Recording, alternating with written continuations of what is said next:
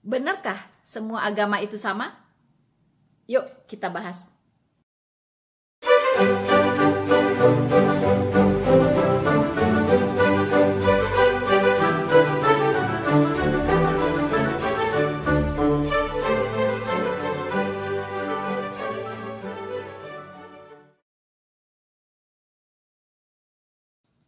Halo teman-temanku semuanya, bertemu lagi dengan saya Rina Solihin dalam channel Rina Menjawab.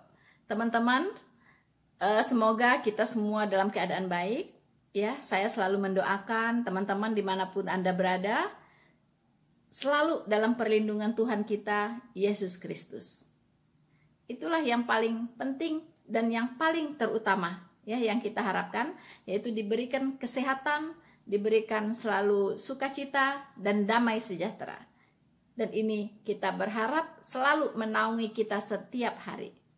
Inilah kekuatan kita di dalam Tuhan. Teman-teman, kali ini saya ingin membahas teman-teman sebuah fenomena yang akhir-akhir ini sangat sunter ya diberitakan, bahkan menjadi objek tema diskusi di mana-mana, yaitu terjadinya perdebatan hangat ya di setiap umat beragama akhir-akhir ini, yaitu dengan munculnya pemahaman bahwa semua agama itu sama ya. Kemudian muncul reaksi dari kelompok yang berbeda bahwa tidak sama begitu ya. Jadi ini dua kutub, dua pola ya, dua polar ya teman-teman ya, yang saling berhadap-hadapan ya. Satu mengatakan semua agama itu sama dan yang satu mengatakan tidak sama ya, sangat berbeda begitu. Nah, kita sebagai seorang Kristen harus ya, kita harus juga punya pandangan sendiri terhadap fenomena ini, karena ini merupakan fenomena yang sangat universal hari-hari ini teman-teman, dan saya rasa kita wajib untuk membahasnya. Jangan sampai nanti kita terkecoh, terjebak di dalam situasi kondisi yang memang akan semakin meruncing ke dalam penyatuan agama. Teman-teman, yang mengatakan bahwa semua agama itu sama, itu muncul dari yang namanya kelompok paham liberal. Ya. Pemahaman liberal ini sudah muncul sebenarnya sejak abad ke-18, teman-teman. Jadi teman-teman, yang namanya paham liberalisme itu menolak ya adanya pembatasan-pembatasan ya dalam pemerintahan dan dalam agama, begitu. Kemudian dia juga menolak adanya hambatan-hambatan dalam berpikir ya dan bergagasan, hambatan-hambatan dalam menuangkan sesuatu ya secara verbal, yaitu dalam berbicara. Jadi mereka sangat mengharapkan adanya kebebasan berbicara. Mereka sangat mendukung ya kebebasan berpendapat begitu teman-teman. Nah, disinilah banyak pendukung-pendukung dari liberalisme ini, kebanyakan anak-anak muda teman-teman ya, para milenial ya, para pemuda-pemuda gitu yang memang mereka ingin sekali adanya kemerdekaan, adanya kebebasan ya yang menghargai hak-hak mereka sebagai individu. Liberalisme ini sebenarnya mencakup 3 wilayah begitu ya, yaitu agama, politik, dan ekonomi ya. Jadi ada liberalisme agama, ada liberalisme politik, dan ada liberalisme ekonomi. Ya. Setiap agama, teman-teman, itu punya pandangan yang tadi, kebebasan ya. Itu disebut dengan tadi liberal ya. Jadi kelompok liberal dalam agama itu. Tapi ada juga satu lagi namanya kelompok fundamentalis, teman-teman. Nah, ini berseberangan ya. Kelompok fundamentalis dengan kelompok liberal itu berseberangan dalam satu agama, teman-teman. Baik di Islam, di Kristen juga demikian, teman-teman ya. Di Kristen juga ada gitu. Ada kelompok fundamentalis, ada kelompok liberal. Begitu. Di Islam juga ada kelompok fundamentalis, ada kelompok liberal. Tapi kalau di agama Kristen ini sudah lama ya. Kalau di Islam ini baru-baru ya teman-teman, masih dalam berproses begitu. Nah, masih dalam sesuatu yang dianggap wah ini nggak boleh ada gitu, nggak boleh terjadi gitu oleh generasi-generasi sebelumnya gitu ya. Nah, tapi generasi mudanya itu sangat mendukung yang namanya pluralisme, sangat mendukung yang namanya demokrasi ya, dan sangat mendukung yang namanya kemajemukan ya, kemajemukan dan sekularisme itu sangat mendukung para generasi mudanya, teman-teman. Pola pikirnya sudah berubah ya, mereka sudah jauh lebih terbuka daripada generasi tuanya begitu. Nah, mengapa sih penting ya tentang hal ini saya angkat ya dalam kesempatan ini, teman-teman? Karena masalah liberalisme ini itu tidak hanya sampai di sini ya. Liberalisme ini yang akan membawa semua agama ini akan disatukan ya, akan terjadi nanti yang namanya penyatuan agama ya. Karena itu ada yang namanya liberalisme agama, semua agama disatukan. Nah, ini adalah programnya antikristus, teman-teman ya. Sebelum semua agama ini disatukan, maka masing-masing agama harus disatukan dulu. Makanya di semua agama tuh ada kelompok liberal begitu ya. Nah, jadi kelompok liberal ini sudah meruntuhkan sekat-sekat ya, dinding-dinding pemisah ya antar umat yang berbeda begitu. Kelompok fundamentalis itu di kekristenan juga ada ya, di Islam juga ada. Saya tidak tahu di Buddha, di Hindu ada nggak ya. Nah, tapi di dua agama utama ini ya, di Islam dan di Kristen itu ada kelompok fundamentalis. Kenapa disebut fundamentalis, teman-teman? Karena mereka itu menjadikan kitabnya ya, kitab sucinya itu sebagai fondasi ya, fondasi yang mendasari cara mereka berpikir, cara mereka bertindak ya, cara mereka menjalani kehidupan ini dengan nilai-nilai yang memang berdasarkan kepada kitab sucinya begitu, dan mereka tidak berkompromi. Nah, ini ya. Jadi kelompok fundamentalis ini tidak berkompromi dengan hal-hal yang di luar kitab sucinya katakan begitu, teman-teman. Kalau kitab sucinya bilang A ya A, nggak boleh berubah gitu. Kalau kitab sucinya bilang B ya B, begitulah ya. Nah, di kekristenan juga ada kelompok fundamentalis, yaitu kelompok yang sangat berpegang teguh kepada Alkitab. Ya, tidak ada kompromi, teman-teman. Nah, inilah dua kelompok ya dalam setiap agama itu, seperti yang saya katakan tadi ada ya, kelompok fundamentalis, kelompok liberal. Nah, nanti kita akan tahu, teman-teman, kita akan melihat apa bedanya fundamentalis Kristen dengan yang non Kristen. Apa bedanya ya? Fundamentalis Kristen dengan yang fundamentalis Islam ya. Saya mengambil contoh dua agama ini saja karena dulu saya Islam, sekarang saya Kristen, jadi saya sangat relevan untuk membicarakan itu begitu ya. Nah, nanti kita akan lihat, teman-teman jangan beranjak dari tempat duduk Anda, saksikan ya video ini sampai selesai, dan jangan lupa Anda berikan dukungan selalu untuk channel penginjilan ini, teman-teman, dengan cara Anda like, subscribe, dan share video ini. So, teman-teman, kita akan lanjutkan ya dalam membicarakan ya pembahasan saya kali ini. Saya akan menggandeng, teman ya, Kiai Haji Tengku Zulkarnain. Nah, kita semua tahu siapa beliau. Beliau ini adalah mantan atau pengurus MUI dulu ya.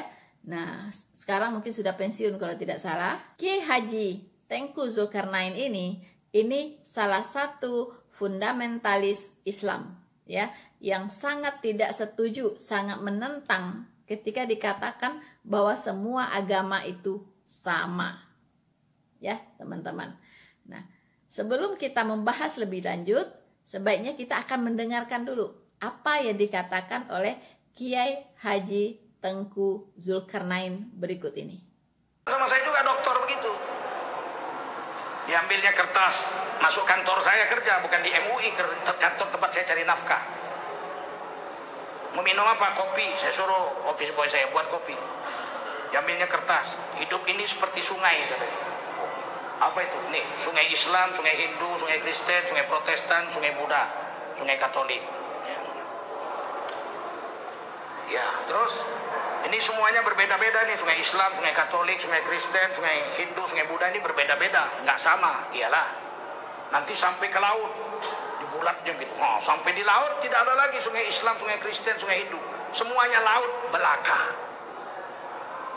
Maksudnya saya bilang, di dunia ini aja nih agama Islam, ada agama Kristen, ada agama Buddha. Nanti kalau sampai akhirat semuanya hamba Allah belaka itu, masuk surga semua. Copot baut otaknya 3 aku rasanya. Doktor jurusan agama. Aku bilang maksudnya gimana ya, semua agama sama aja, jadi nggak usah fanatik. Betul Islam paling betul itu tidak benar lah, tapi Allah bilang inna dina indallahil Islam, agama yang diridhai Allah hanya Islam. Oh udah bisa begitu Pak, ini bukan negara Islam, macam lah dia bilang. Jadi kesimpulannya semua agama sama, cocok tuh, saya bilang cocok. Setuju. Ini kan sebentar lagi bulan puasa nih, saya bilang. Iya, kita masuk Kristen. Maksudnya ya supaya bisa makan siang.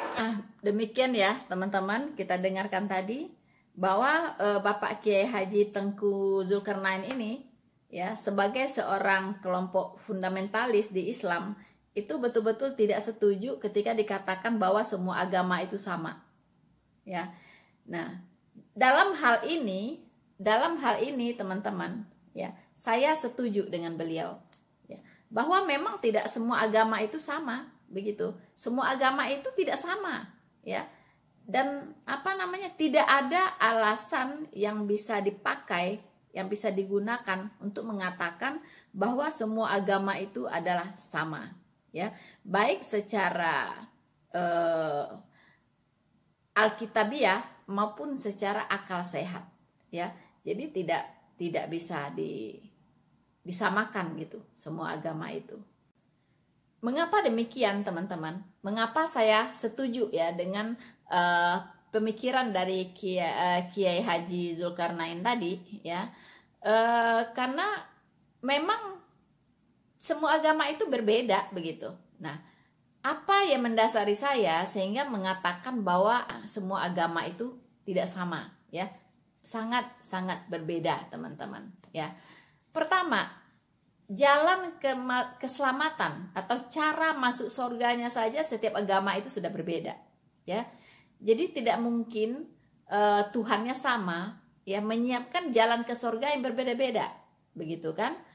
Kemudian kitab sucinya juga berbeda, ya. Bukan hanya secara fisiknya berbeda, tapi isinya, doktrin-doktrinnya yang ada di dalam kitab suci itu sangat berbeda, begitu. Apa yang diajarkan di Al-Quran kepada para muslim dan yang diajarkan oleh Alkitab untuk kita Kristiani itu sangat berbeda ya. Kebenaran yang ada di dalamnya berbeda, standar moralnya berbeda, kemudian konsep ketuhanannya berbeda, konsep surga dan nerakanya pun berbeda begitu. Bagaimana mungkin itu adalah agama yang sama ya? Itu sangat tidak mungkin. Nah, ada kelompok liberal yang mengatakan bahwa semua agama itu sama. Nah, mereka mendasarinya pertama katanya Tuhan itu satu. Betul, amin. Ya, Tuhan itu memang satu, Tuhan yang sejati itu. Tapi Tuhan-Tuhanan kan banyak. Begitu kan? Tuhan-Tuhanan kan banyak. Kalau di Alkitab disebutnya Allah-Allah asing. Ya, Allah-Allah asing yang bukan Allah begitu. Karena iblis pun menyamar jadi Allah juga, ya. Nah, sementara Allah yang sejati pencipta langit dan bumi itu memang satu doang gitu, esa adanya, ya. Tidak dua, tidak tiga, tidak empat gitu, ya. Hanya satu begitu.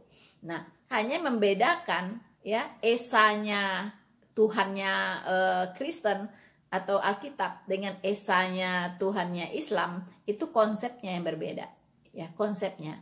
Kalau di Islam esanya itu tauhid ya kan, jadi memang esa dan satu begitu kan.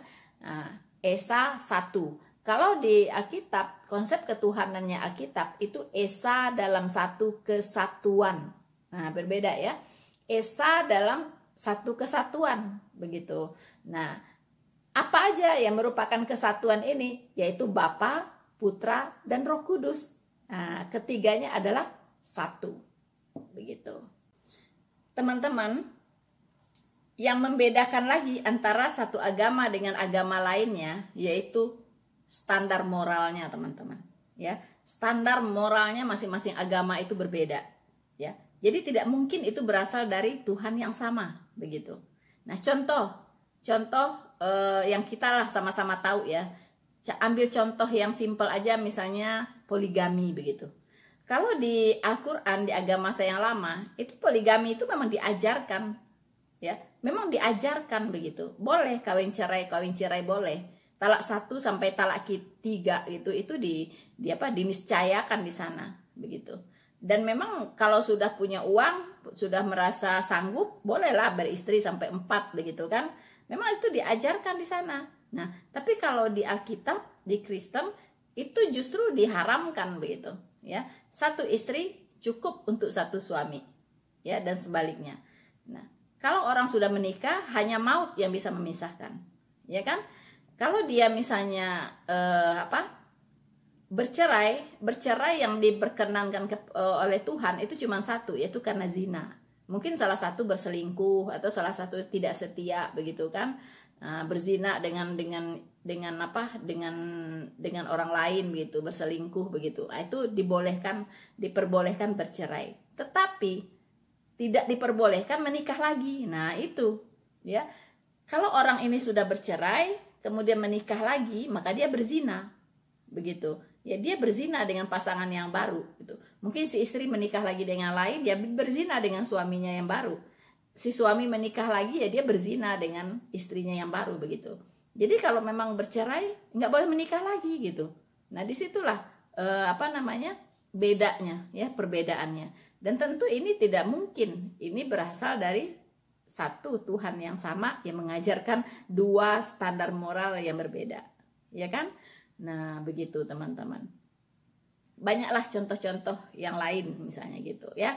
Misalnya dalam hal menghargai orang yang berbeda dengan kita, ya.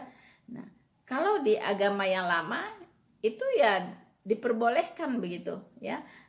Bahwa untuk mengkafir-kafirkan orang gitu kan, terus kalau bisa ya orang yang tidak seiman ya bahkan boleh dibunuh begitu ya. Bahkan kalau anaknya pindah agama kayak saya gitu ya, pindah agama. Nah, itu ayah saya tuh boleh membunuh saya begitu. Nah, teman-teman, boleh membunuh saya. Ya, tapi ayah saya nggak tega lah ya membunuh saya gitu kan. Dan memang beliau juga sudah almarhum. Walaupun beliau belum almarhum, pasti nggak akan tega lah membunuh saya. Walaupun kitab sucinya masih udah mengizinkan gitu, mengizinkan untuk hal itu gitu ya. Karena namanya hati nurani manusia itu tidak bisa juga didustai begitu kan. Nggak mungkin lah ya namanya manusia diberikan jiwa, diberikan pikiran dan hati oleh Yang Maha Kuasa, bisa membunuh anak sendiri itu tuh impossible banget gitu ya. Walaupun diperintahkan, diperbolehkan oleh agamanya begitu, tapi kan tidak mungkin itu terjadi gitu ya. Nah, teman-teman, pasti dia, kalaupun dia lakukan itu pasti dia akan menyesalnya ya luar biasa gitu ya. Mungkin menangisnya nggak berhenti gitu, kok sampai dia membunuh anaknya sendiri gara-gara pindah agama kan. Nah, itu impossible lah bisa dilakukan kalau dia masih punya hati, dia masih punya kasih ya kan, dia punya punya pikiran yang sehat. Nggak mungkin dia melakukan itu gitu, apapun alasannya yang diajarkan oleh agamanya begitu, tidak mungkin gitu kan dia bisa lakukan itu gitu. Nah, inilah standar-standar moral seperti ini ya, yang membedakan dan bahkan yang membuktikan bahwa memang agama itu tidak sama begitu, tidak sama. Jadi sekali lagi saya setuju. You are the highest one. If you really believe in Allah SWT and the Prophet Muhammad SAW. Wa antumul a'launa in kuntum mu'minin. Kamu itu derajat yang paling tinggi jika kamu betul beriman kepada Allah dan Rasul. Lebih tinggi dari binatang pasti. pasti lebih tinggi dari malaikat. Malaikat, iya, malaikat. Mana lebih tinggi malaikat dengan orang beriman derajatnya? Lebih tinggi orang beriman. Bagaimana orang kafir? Kalau kafir lebih rendah dari binatang. Tsumma radadnahu asfala. Inna syarrad dawab, sejelek-jelek makhluk melata di dunia ini adalah orang. Ulaika hum syarrul bariyah. Lebih jelek dari binatang. Di mana bedanya orang kafir dengan binatang? Binatang tidak masuk neraka. Sejahat-jahatnya binatang, diperkosanya mamanya sendiri. Kan jahat betul itu. Nggak masuk neraka dia. Karena dia tidak punya akal. Dia tidak punya akal. Orang kafir diberi akal. Orang kafir diberi nabi, dikirim nabi. Tapi dikafirinya. Orang kafir diberi kitab suci. Tapi dikafirinya. Orang kafir itu masuk neraka. Kekal selama lamanya dalam neraka. So, teman-teman, kita sudah mendengarkan ya bagaimana sikap dari Kiai Haji Tengku Zulkarnain ini terhadap orang yang berbeda kepercayaan dengan dia. Nah, ini yang membedakan antara fundamentalis Kristen dengan fundamentalis Islam. Kalau yang namanya fundamentalis Kristen, itu semakin dia fundamental, semakin dia fundamentalis, itu semakin mengasihi teman-teman, ya. Semakin dia taat kepada apa yang diajarkan oleh Alkitab, begitu. Yaitu apa? Yaitu harus mengasihi ya sesama manusia seperti diri sendiri, begitu. Bahkan tidak boleh mengatakan orang kafir, ya. Kalau mengatakan orang kafir harus dilemparkan ke dalam api neraka yang menyala-nyala, ya. Bahkan dibawa dulu ke mahkamah agama, begitu. Kalau mengatakan saudaranya kafir. Nah, inilah bedanya. Nah, tapi ajaran dari Al-Qur'an menurut Kiai Haji Tengku Zulkarnain ini harus demikian, begitu. Jangan sungkan gitu ngomongin orang kafir aja kok nggak bisa gitu, ya kan? Nah, inilah perbedaan lagi ya, seperti bumi dengan langit di sini. Itu bicara dari sikap terhadap orang-orang yang berbeda ideologinya, berbeda agamanya dengan beliau, begitu ya. Nah, inilah perbedaannya, teman-teman. Seperti tadi kita dengarkan ya, bahwa beliau mengatakan bahwa kafir itu lebih rendah daripada binatang, ya. Jadi daripada binatang melata sekalipun gitu ya, itu lebih rendah orang kafir, begitu. Nah, walaupun sebenarnya kalau kita mau jujur, ya kan, sebelum Islam ini ada, sebelum Quran ini mengkafir-kafirkan orang Kristen, ya, itu Alkitab sendiri juga sudah mengatakan bahwa semua orang yang tidak percaya kepada Tuhan Yesus, ya, atau tidak percaya kepada Allah yang ada di Alkitab ini, itu disebut orang kafir, begitu, orang kafir. Nah, jadi kata kafir ini bukan hanya baru di dalam agama Islam, begitu, tapi sudah ada di dalam Alkitab juga, ya, lebih duluan malah, gitu. Ya, sebenarnya seharusnya orang Kristen yang mengkafir-kafirkan Kiai Haji Tengku Zulkarnain ini, gitu, karena dia tidak percaya kepada Tuhan Yesus. Harusnya orang Kristen lebih duluan mengatakan beliau ini kafir, ya. Tapi bagaimana, karena kita tidak diajarkan untuk mengkafir-kafirkan orang, tidak diajarkan untuk mengatakan sesuatu ujaran kebencian kepada kelompok agama yang di luar Kristen, begitu.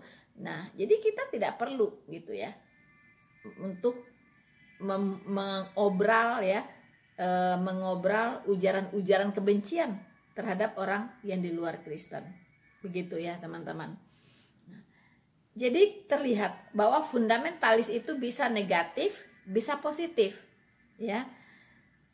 Kalau dia negatif, ya bisa dia bisa negatif atau positif, itu ditentukan oleh kitab sucinya, teman-teman. Tergantung ya, tergantung kitab sucinya sendiri, begitu. Kalau kitab sucinya mengajarkan dia secara menjadi fundamentalis yang negatif, artinya keras gitu ya, keras dan brutal ya terhadap orang-orang yang tidak seiman, maka jadilah dia fundamentalis negatif, begitu. Dan sebaliknya, kalau ajaran dari kitab sucinya mengajarkan sikap yang mengasihi terhadap orang yang berbeda sekalipun, yang tidak seiman sekalipun, maka jadilah dia fundamentalis positif, begitu.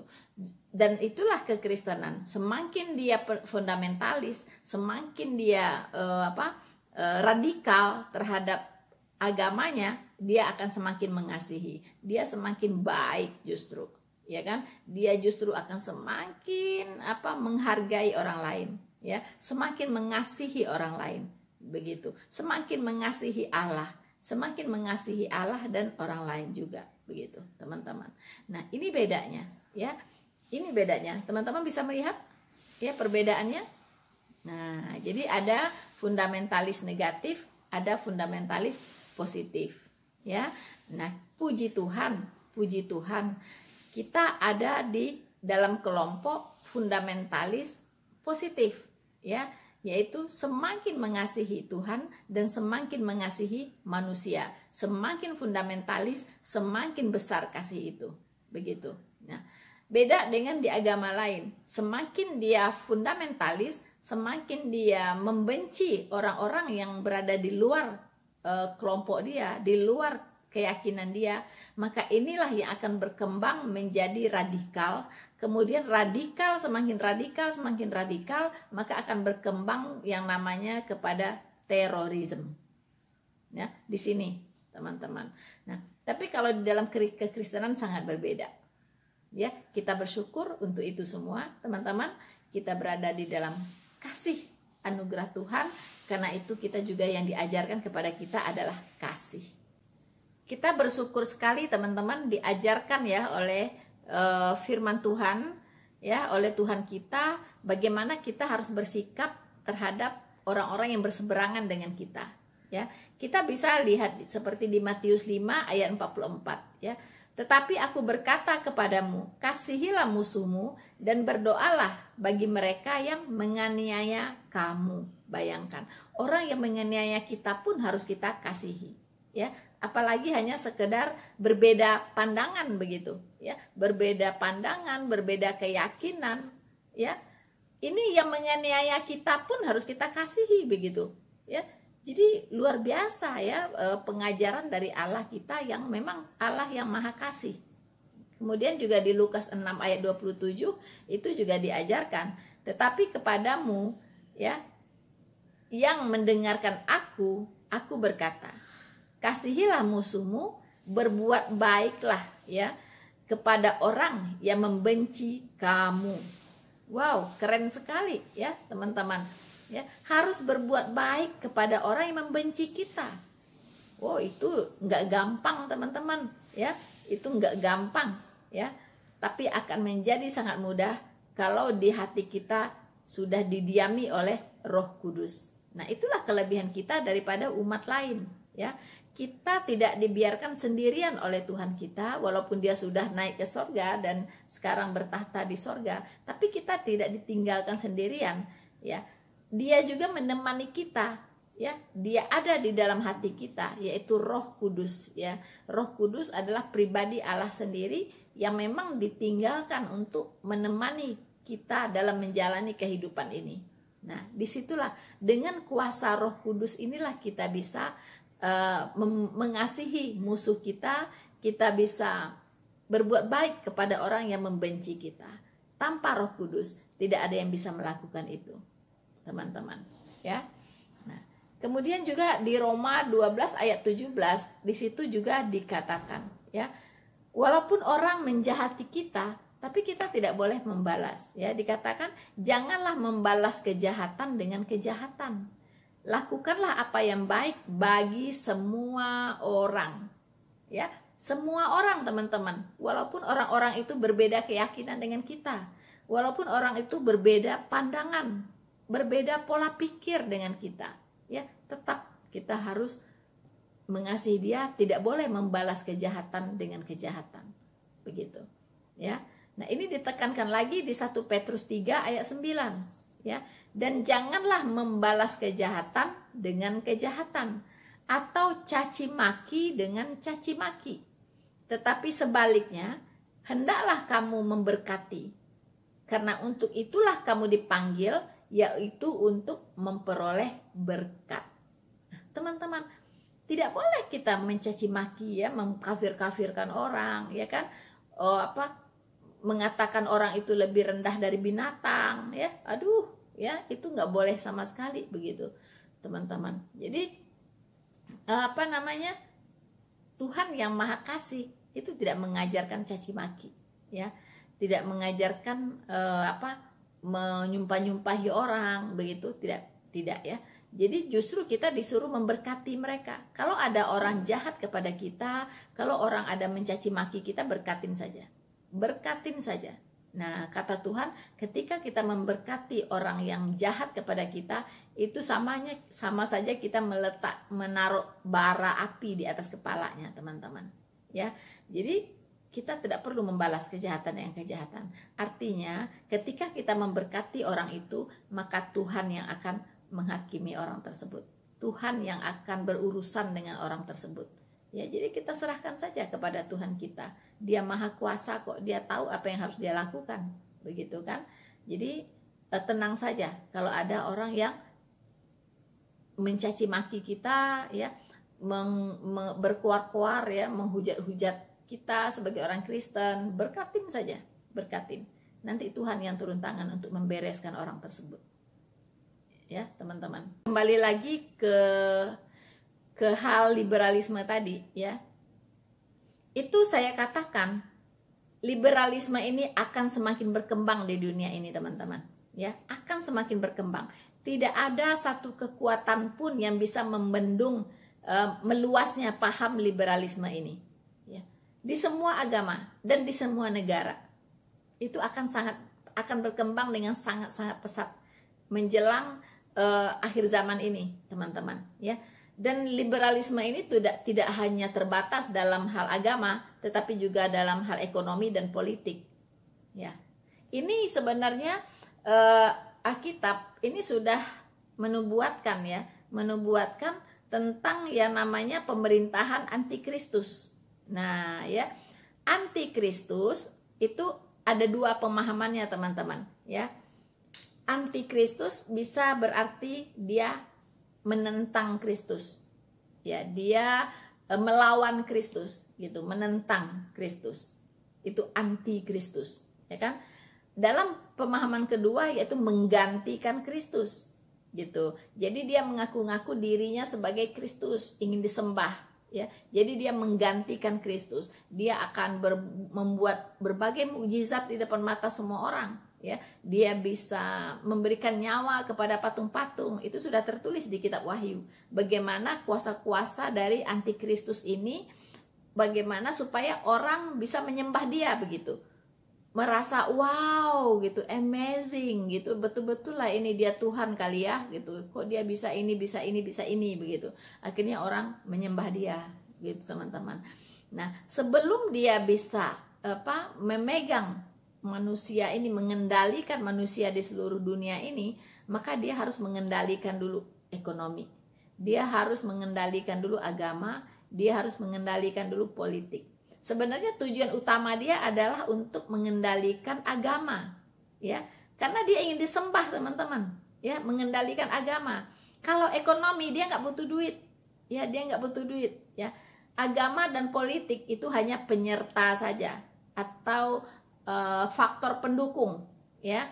Nah, tapi yang utama yang ingin dia satukan yaitu agama. Agama di seluruh dunia akan disatukan. Sebelum agama semua ini disatukan, semua agama ini disatukan, maka tiap-tiap agama harus disatukan dulu. Makanya di dalam semua agama itu ada namanya kelompok liberal. Ya kan? Semua agama ini, Islam akan disatukan menjadi satu Islam saja. Ya, ada satu aliran doang di situ. Ya, Kristen juga sama. Ya, di Kristen nanti juga akan disatukan. Nah, kalau di Kristen bagaimana ciri-cirinya orang-orang yang liberal ini? Ya, yaitu mengatakan bahwa tubuh Kristus itu adalah semua orang Kristen di seluruh dunia. Ya, walaupun dia beda-beda denominasi, beda-beda gereja, tapi semuanya adalah satu tubuh Kristus. Nah, itu sudah mengarah ke sana, teman-teman. Ya, karena secara alkitabiah, ya, tubuh Kristus itu adalah jemaat lokal, itulah tubuh Kristus, begitu. Jadi setiap jemaat itu adalah tubuh Kristus, dan kepala dari jemaat itu adalah Kristus, gitu. Tubuh Kristus itu adalah para anggota jemaat ini. Nah, itu yang Alkitab katakan. Tubuh Kristus itu bukan semua orang Kristen seluruh dunia, begitu, bukan. Nah, kalau dikatakan orang Kristen seluruh dunia itu adalah satu tubuh Kristus, itu sudah mengarah kepada yang namanya penyatuan agama.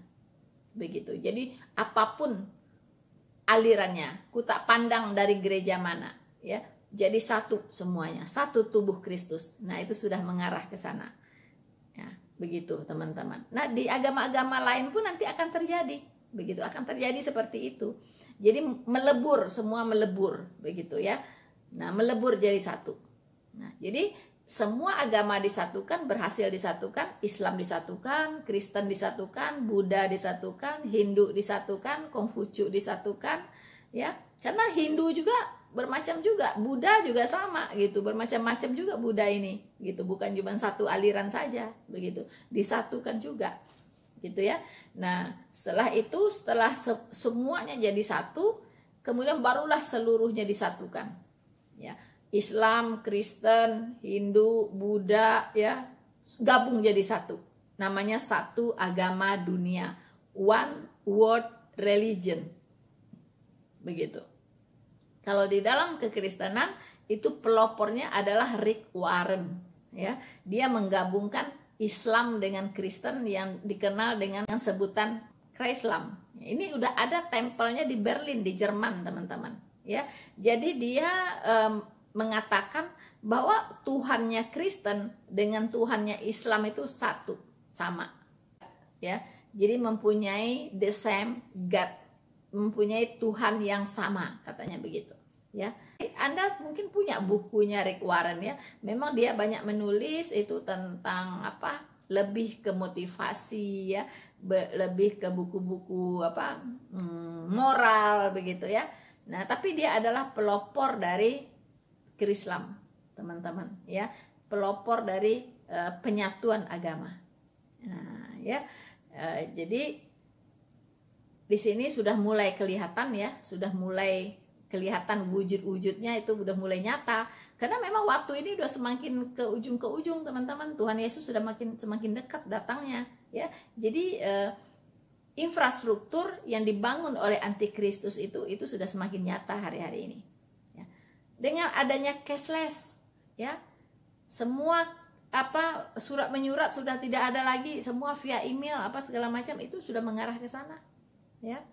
Nah, semua nanti ekonomi akan juga disatukan, ya. Di kitab Wahyu sudah dikatakan kalau orang tidak pakai tanda atau lambang dari binatang itu, yaitu antikristus itu, maka dia tidak bisa membeli dan tidak bisa menjual. Nah, ini bicara tentang penyatuan sistem ekonomi, ya. Jadi kalau misalnya tidak terdaftar di sistem dia, nggak bisa beli, nggak bisa jual, begitu, ya. Nah, untuk terdaftar di sistem dia, ya, itu harus menyembah dia, teman-teman. Nah, menyembah si antikristus itu atau si raja iblis itu, begitu ya. Nah, Lucifer, ya. Jadi akan sampai ke sana nantinya. Ini sedang semua meruncing mengarah ke sana semua nih dunia ini, teman-teman, hari ini. Ya, jadi kita harus waspada, harus hati-hati, ya. Nah, lalu bagaimana ceritanya?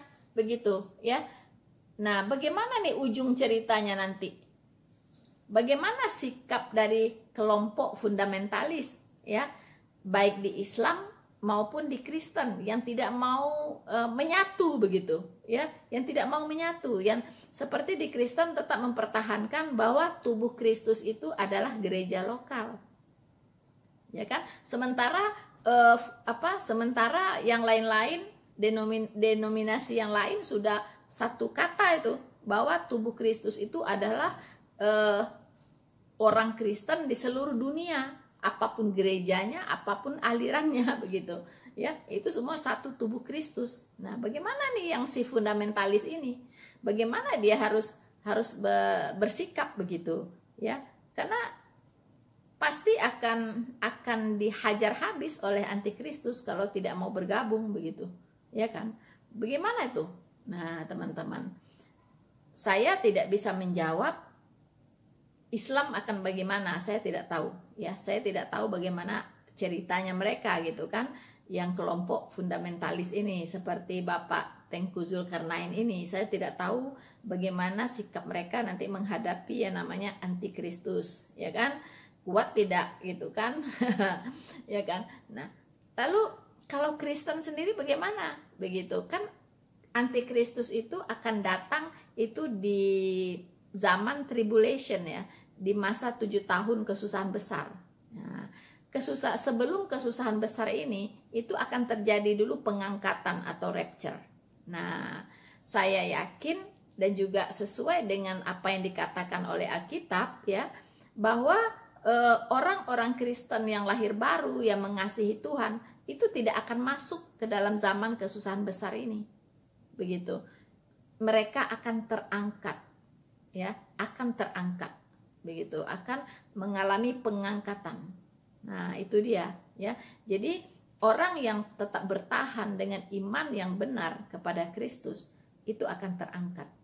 Jadi tidak akan masuk ke masa pemerintahan antikristus. Begitu. Adakah jaminannya? Ya ada ya, karena Tuhan mengatakan bahwa orang-orang yang mengasihi Dia itu tidak ditentukan untuk binasa, begitu ya. Kalau udah masuk ke zamannya antikristus itu pasti binasa, teman-teman. Bayangkan di situ dikatakan di masa 7 tahun itu 1/3 dari penduduk bumi ini akan habis, akan mati. Nah, bisa mati oleh penganiayaan, bisa mati oleh bencana alam dan sebagainya. Pokoknya akan habis 1/3 dari penduduk bumi. Bayangkan hanya dalam masa 7 tahun. Begitu parahnya ya, begitu mengerikannya masa-masa 7 tahun itu gitu. Makanya disebut zaman tribulation ya, zaman goncangan, kesusahan besar begitu, teman-teman. Tapi Islam akan kemana? Saya tidak tahu. Tapi kalau Kristen fundamentalis sudah tahu, pasti mereka akan terangkat begitu ya, terangkat waktu rapture. So, teman-teman ya, jadi sebenarnya kalau kita cermati ya, secara baik, kita telusurin, kita tahu firman Tuhan berkata apa, nubuatan-nubuatan di akhir zaman ya. Kemudian kita lihat pengalaman kita di lapangan, fakta-fakta yang ada di lapangan, memang dunia ini sudah akan semakin ke ujung untuk menemui kesudahannya, teman-teman. Ya, oke teman-teman, saya kira mungkin sekian dulu yang bisa saya sharingkan untuk kali ini. Semoga ini bisa menambah wawasan kita ya sebagai orang percaya, teman-teman. Dan maaf kalau ada yang terlebih, yang terkurang ya dari apa yang saya sampaikan. Dan saya berharap semua bisa memberkati kita semua, dan untuk kita berjaga-jaga semakin teguh dalam iman yang benar kepada Kristus. Jangan bergeser. Ya, teman-teman, sekian dulu bersama saya Noverina Solihin. Jangan lupa teman-teman untuk like, subscribe, dan share video ini. Semakin diserang, semakin terang. Mana nama